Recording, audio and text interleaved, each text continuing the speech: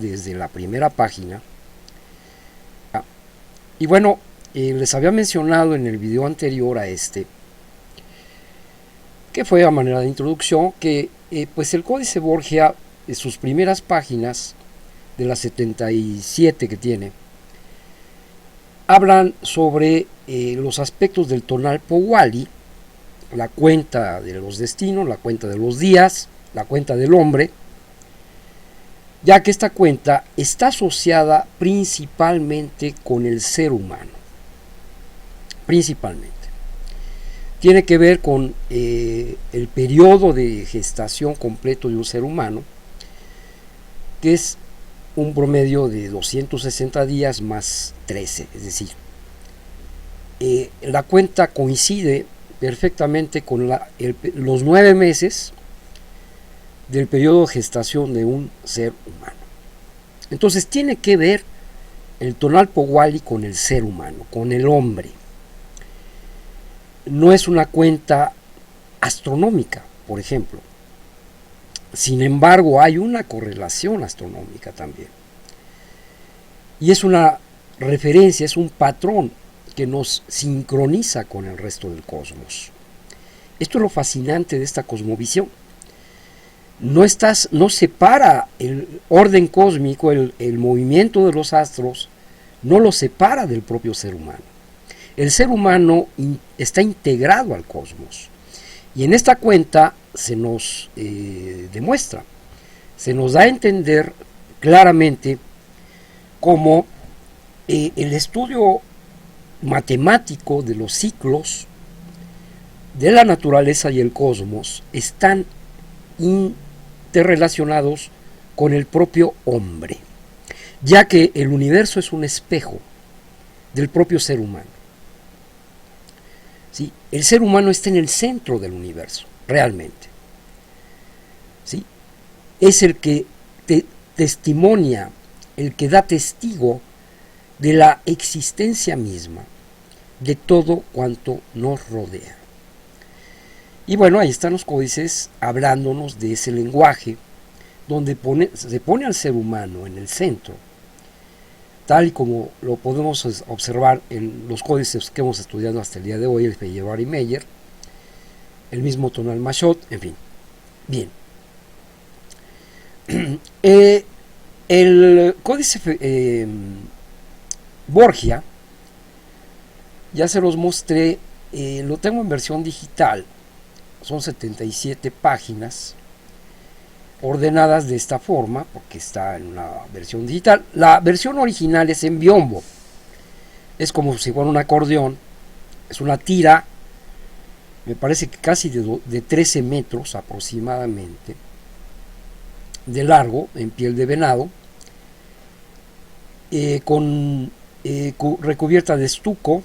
Es realmente una belleza, es una obra maestra. Yo creo que una de las cosas que llamaron la atención del que rescató, no se sabe exactamente quién, seguramente fue un castellano, un español, y por ahí fue a dar a Europa como un regalo o como una pieza de comercio, de venta.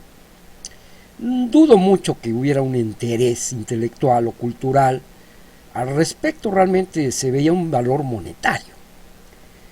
Y dado pues la belleza que tiene, la fuerza, el poder que tiene, indiscutiblemente que se preservó por alguna razón, y algunos de estos misterios de los destinos que quisieron que este códice tan importante pues fuera rescatado de las llamas.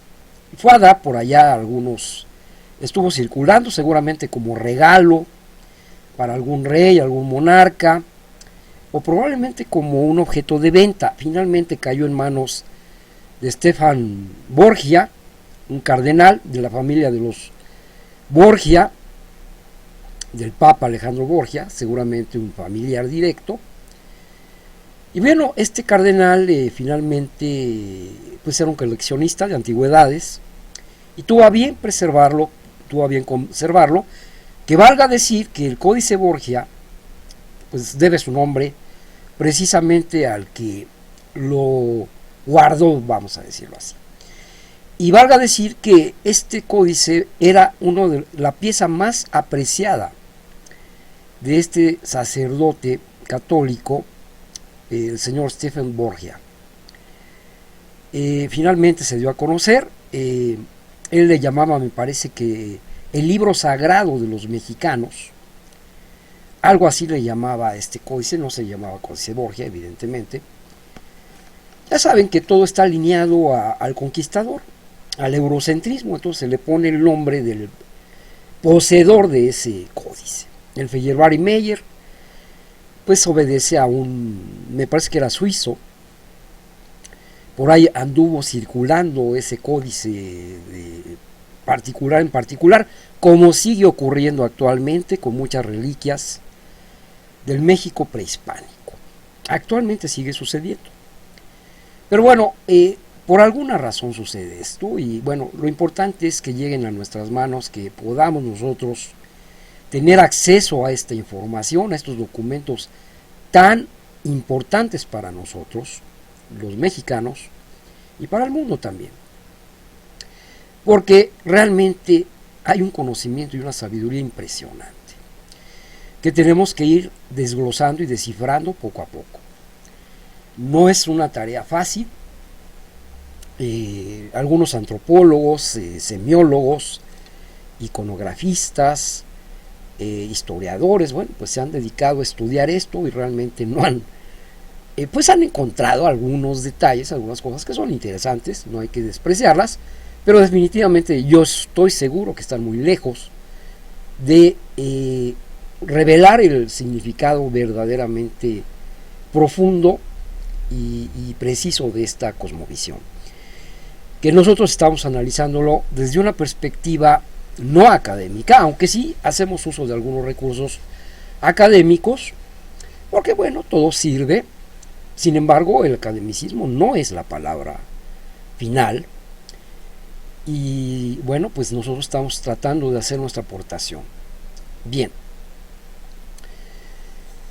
desde la mexicanidad, desde la tradición, algunos nos dedicamos a estudiar, a investigar también desde nuestro enfoque, y pues tratando de extraer la mayor cantidad de conocimiento y sabiduría contenida en estos documentos. Bueno, el día de hoy les he puesto esta imagen que estoy mostrándoles de cómo realmente irían colocadas las primeras 8 láminas del Códice Borgia. Realmente esta es la forma correcta de leer el códice, es decir, de derecha a izquierda, y desplegado en esta ocasión son las primeras 8 páginas del códice desplegadas como debe de ser. ¿Sí? Bien, aquí están en un documento PDF de vertical, ¿verdad? Sin embargo, el documento original es una tira en piel de venado que se extiende aproximadamente 13 metros, si mal no me equivoco. Después se los confirmo ese dato. Bien, entonces lo único que hice, las primeras 8 páginas, 8 láminas del códice, son precisamente las del Tonalpohualli, ¿sí? Con algunas representaciones iconográficas de deidades, entre comillas deidades, que son los señores de los días, son los regentes de esas quintanas y de esos días de cada quintana y de las trecenas. Pero ese es un tema aparte que voy a tratar porque es muy largo, hay que analizar parte por parte, pues cada icono vamos a tener que analizarlo, cada pictograma. Por separado para que se pueda entender porque hay muchos detalles y eso va a ser motivo de al menos otros 2 o 3 videos, ¿no? Y bueno, el caso es que las primeras 8 páginas o láminas de este códice, esta es ya la página 8, aquí se cierra el Tonalpohualli, precisamente con Xochitl. Ahorita vamos a ver. Y ya comienza, a partir de la página 9, otro tipo de información que tiene que ver con los cuatro de Tezcatlipoca, en fin, esto también es materia de estudio, de investigación, importantísima para nosotros, porque aquí hay mucha tela de dónde cortar de este códice. ¿Sí? Es larguísimo y bueno, apenas estamos con las primeras 8 páginas de las 77, así es que hay muchísimo tema, mucho tela de dónde cortar en este códice. Pero bueno, ya empezamos con las primeras 8 páginas. Las primeras 8 páginas o láminas están desplegadas de esta manera. ¿Sí? Comenzando la lámina 1 en la derecha y terminando con la lámina 8 en la izquierda. Sucede que las dos primeras láminas nos están armando las trecenas. La primera trecena, eso ya se los comenté la vez pasada, en el video anterior. Aquí voy a hacer, obviamente tuve que reducir las imágenes porque pues son muy, para que pudieran verse en perspectiva. ¿Sí? La primera dos láminas, ya se las mostré en la ocasión anterior, son estas. Estas son las dos primeras páginas, les hablé de las direcciones que tienen los días o las quintanas. Cada quintana está asociada con una dirección o con un rumbo cósmico. Eso aquí se lo resumí. Esas son las primeras dos páginas del códice. Y las dos primeras páginas del códice nos arman las trecenas. Comienza con Cipacli, en este caso de abajo hacia la izquierda, de derecha a izquierda, ¿sí? Y termina con Acatl. Sin embargo, después de Acatl, que es aquí, en esta versión ampliada, ¿verdad? Aquí tenemos la primera trecena del códice, Entonces, lo que vamos a hacer es verlo ya completo. Resulta que las primeras 8 láminas del códice contienen las 4 trecenas. 4 trecenas de quintanas, es decir, cada trecena hacia arriba podemos observar 5 o una quintana. Entonces son 13 por 5. ¿Sí? Cada 2 páginas son 13 por 5 glifos o días. Es decir, 65. Eso significa que cada par de páginas, lámina 1, lámina 2, representa un cuarto del tonal Powali. ¿Sí? La cuarta parte de un tonal Powali. Esta cuarta parte corresponde a su vez a un rumbo, que es, en este caso siempre empezamos con el oriente. ¿Sí? Las siguientes 3 y 4, lámina 3 y 4, o par de láminas, conforman otra trecena. ¿Sí? U otra trecena por 5, 13 por 5, 65. Que sería otro cuarto del tonal Powali. ¿Sí? Sería en este caso el rumbo norte.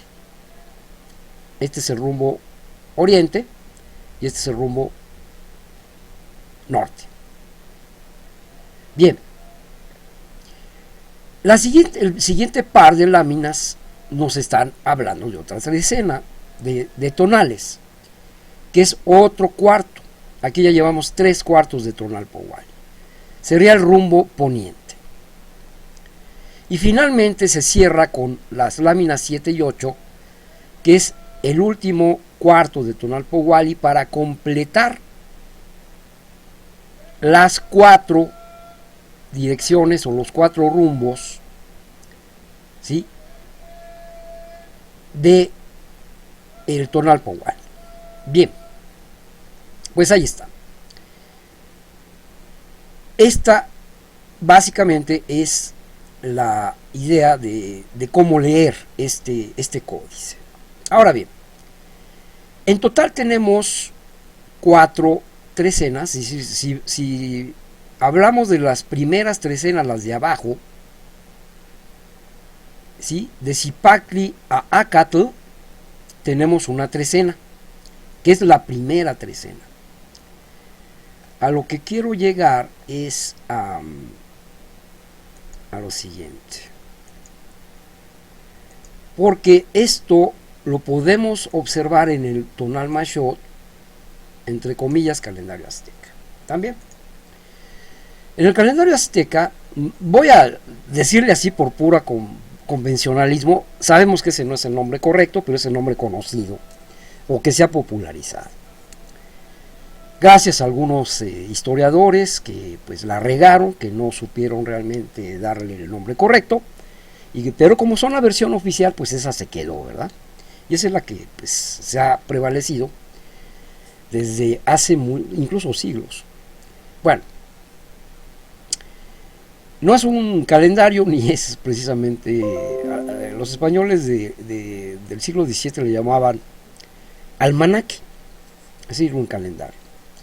Bueno, entonces, Cipactli sabemos que empieza aquí, precisamente donde está esta flecha, apuntando al 13 Acatl. Ahí comienza la cuenta del Sempoguay, es decir, de los 20 días. Comienza con Cipactli, como todos sabemos. Entonces contamos 1, Cipactli es 1, Cecipactli, aquí está, 1, 2, 3, 4, 5, 6, 7, 8, 9, 10, 11, 12 y 13. Finaliza la primera trecena precisamente en el año Acatl. ¿Sí? El primer año Acatl, ahí tenemos la primera trecena. Así, una vez que se cierra el conteo cada 13. Por lo tanto, el siguiente glifo, que sería en este caso Mazat, perdón, después de Ocelot, perdón, aquí lo podemos ver, lo voy a ampliar, aquí termina Acatl, la primera trecena, continúa la siguiente trecena de días, con Ocelot, como lo estamos viendo aquí, Cuautli, Coscacuautli, Olin, Tecpat, Quiahuit y Xochitl. ¿Sí? Para comenzar nuevamente con Cipactli, Ejecat, Cali, Cuetzpalin, Coat y Miquixtli. Entonces la siguiente trecena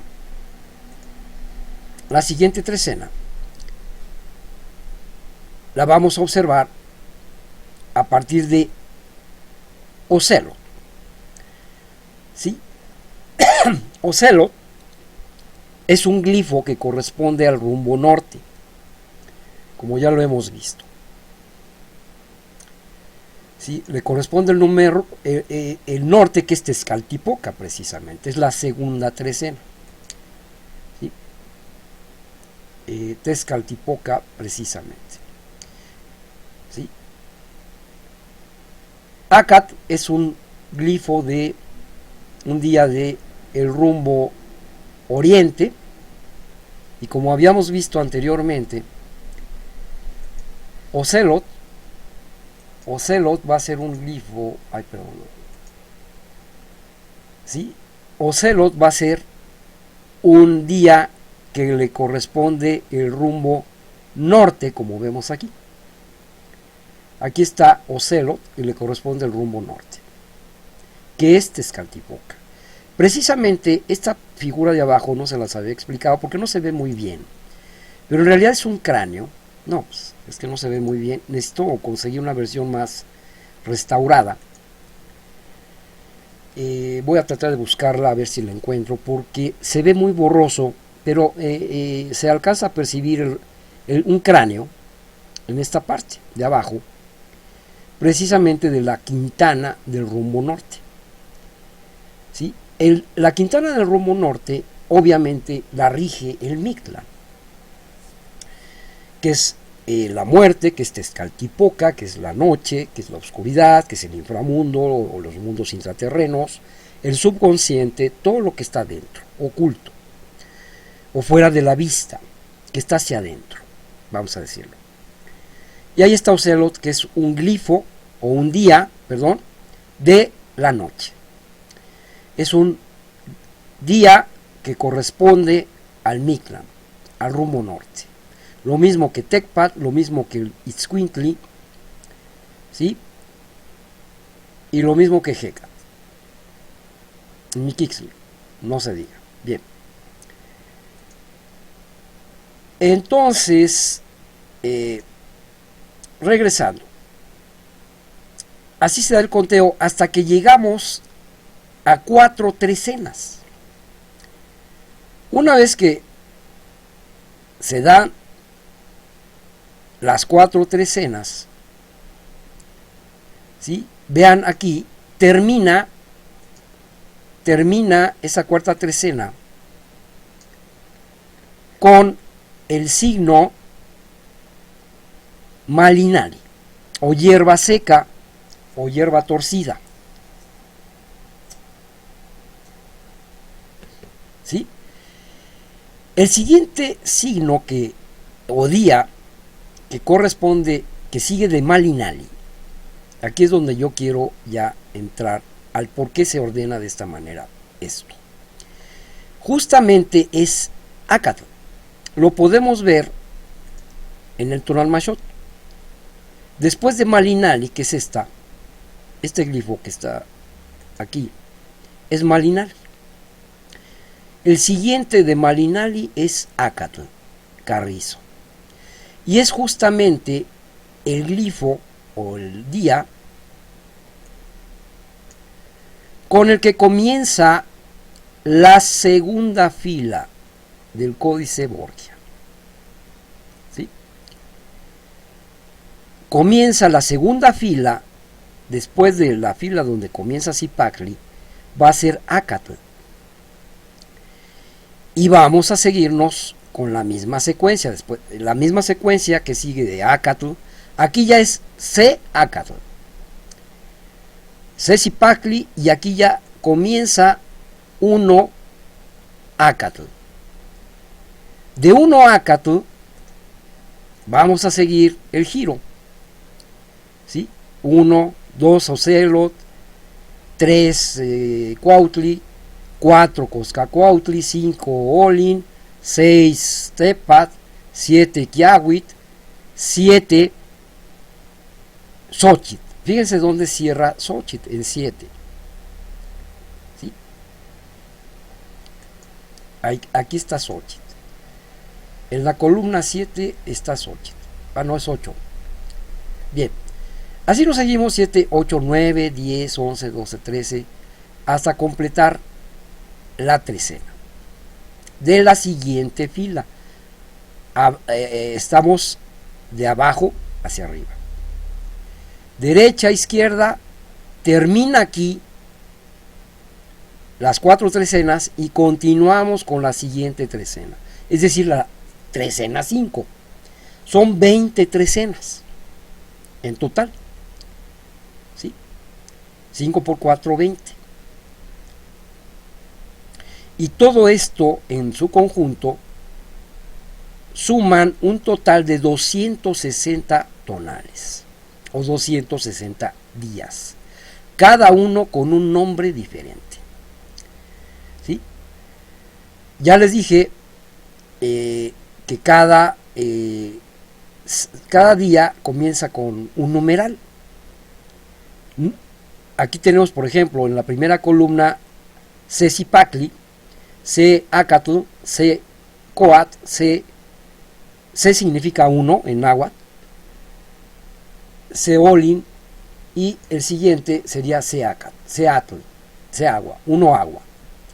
¿Sí? Por ejemplo, en otra columna, donde aparezca, por ejemplo, Zipacli, aquí tenemos Zipacli en la lámina 4, pero ya está en la columna 8. Es decir, aquí el numeral cambia. Es 8, 8 Cipactli, 8 Ocelot, ¿sí? 8 Miquixtli, no, perdón, 8 Cipactli, 8 Acatl, 8 Coat, 8 Olin, 8 Atl. Son días diferentes a pesar de que se llaman Cipactli, pero ya el hecho de asignarles un numeral le da un nombre diferente. ¿Sí? No es lo mismo 1 Cipactli a 8 Cipactli. Son nombres diferentes. Esto es interesante porque significa que los 260 días tienen nombres diferentes.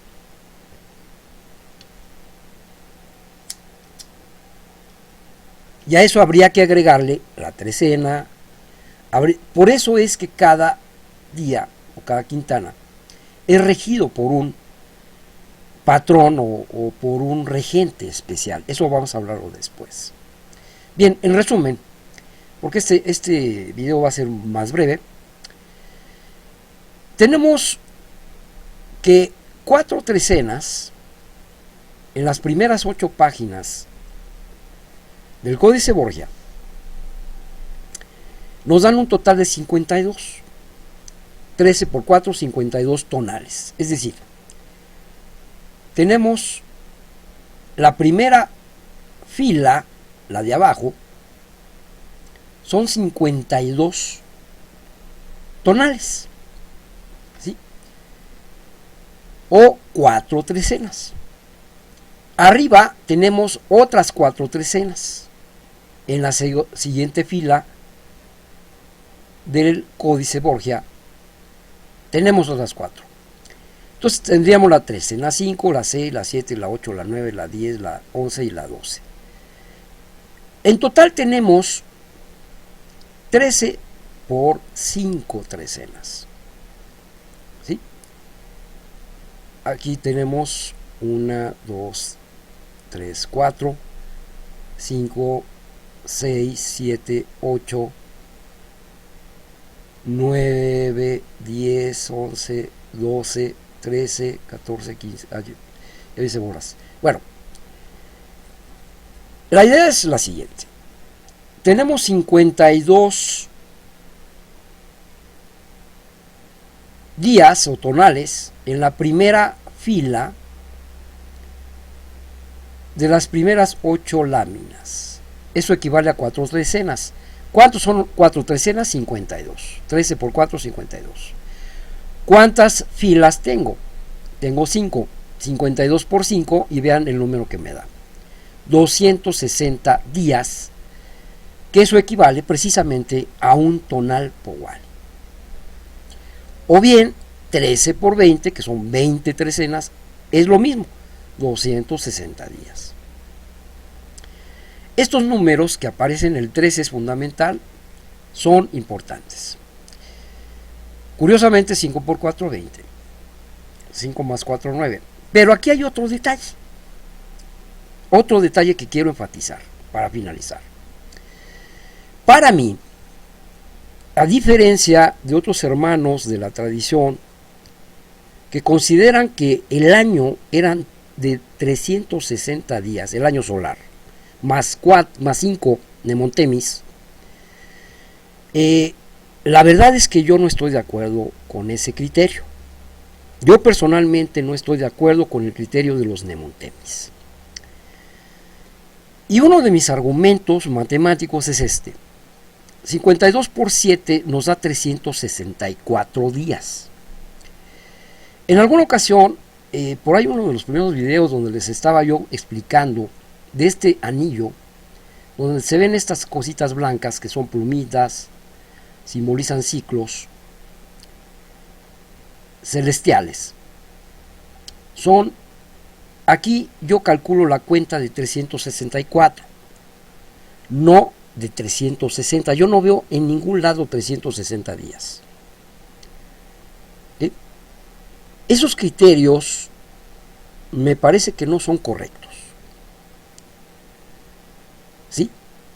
La cuenta del año es de 364 más 1 o más 2 cuando mucho. Siempre va a ser más 1. El mejor ejemplo lo tenemos en la pirámide de Kukulcán, entre comillas pirámide, allá en Chichén Itzá, donde son 91 escalones por cada rumbo, por cada lado de la pirámide. 91 por 4 nos da 364. ¿Sí? A mí me parece que el siguiente día se tenía reservado para el equinoccio. Nosotros sabemos que hay monumentos, uno de ellos es precisamente la pirámide de Kukulcán en Chichén Itzá, pero también hay otra, una cueva en Xochicalco, allá, sobre todo en la zona maya, y hay algunos lugares. Aquí, desgraciadamente, en la México Tenochtitlan, existía un monumento que ya no existe, pero que se encuentra debajo de la Catedral de la Ciudad de México actualmente. Es un monumento circular dedicado a Tonatiuh. Ahí es muy probable donde estuviera horizontalmente la Piedra del Sol, mal llamada también Piedra del Sol, porque esto no es nada más del Sol. Esto también nos habla de la Tierra, de Tlaltecutli y de Tlaloc. Aquí el paso cenital era uno de los marcadores astronómicos considerados para identificar el momento exacto en que comienza y termina un ciclo solar. Llámese año. Si se daba ese fenómeno donde el Sol directamente proyectaba su rayo de forma vertical, sin proyectar sombra, en ese momento nos estaba diciendo, se está dando la sincronía perfecta y a partir de este momento comienza, finaliza un año, un ciclo solar. Si ese fenómeno no se daba, entonces se esperaba que se diera.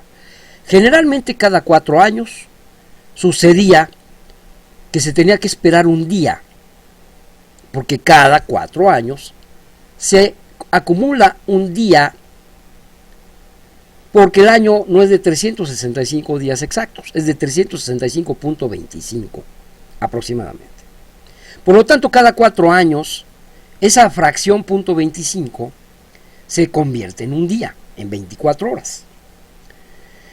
De tal manera que se desfasa, vamos a decir, la cuenta un día. Por lo tanto, los antiguos, los mayas, esto viene desde los mayas, a esto no le llamaban año bisiesto, eso no existe aquí.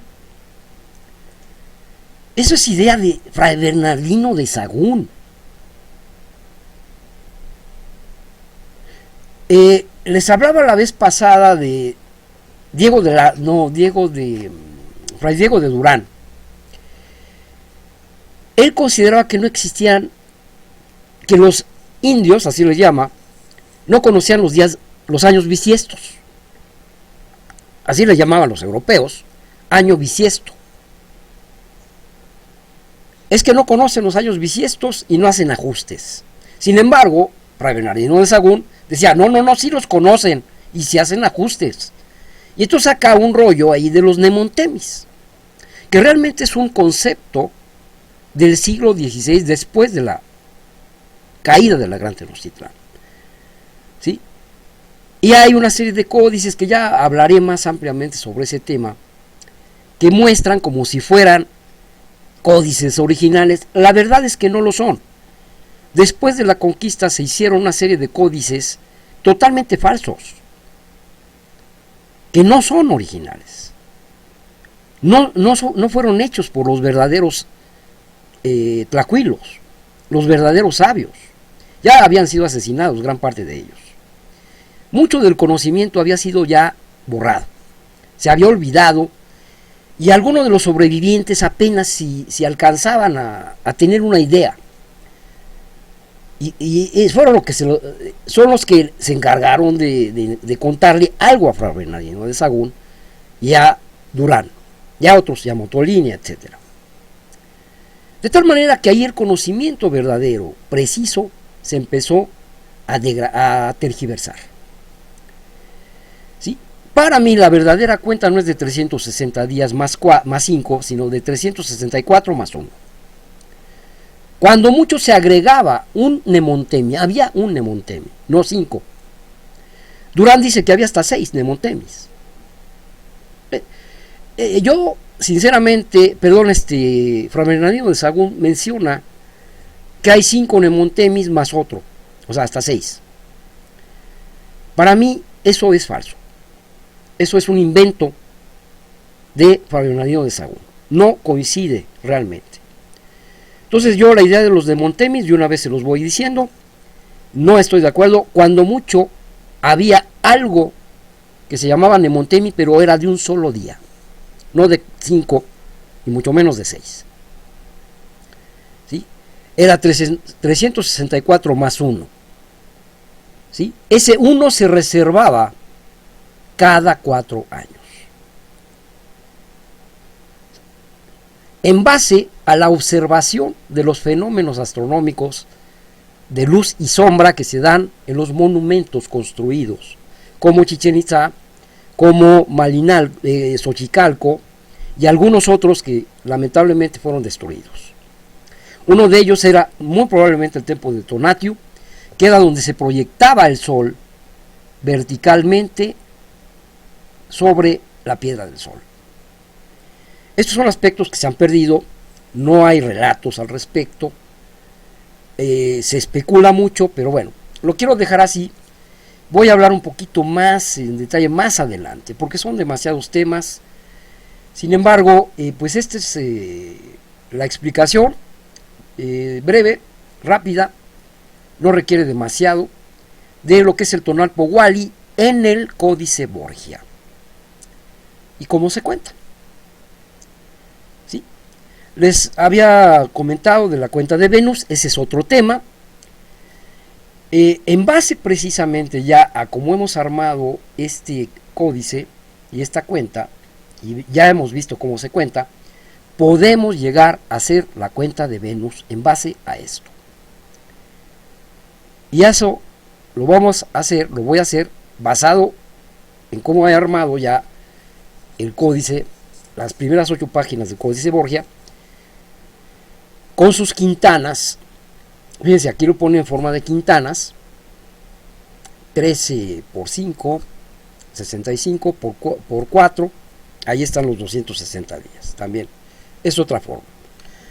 Pero los ciclos de Venus también se pueden medir, calcular en base a esto. Y eso lo voy a mencionar en el próximo video para no alargarme demasiado. Pues hermanos, un abrazo fraterno, de mi parte es todo, y pues bendiciones infinitas para todos, del dador de vida, que se derrame todas las bendiciones en cada uno de ustedes, en todo este planeta, en este mundo, en cada uno de nosotros se manifiesten el florecimiento de nuestros corazones, de nuestras mentes, hacia la luz, hacia la sabiduría, hacia la claridad, hacia la armonía y hacia la perfección. Nuestro Kamati o Meteo. Nos vemos en la próxima. Hasta pronto.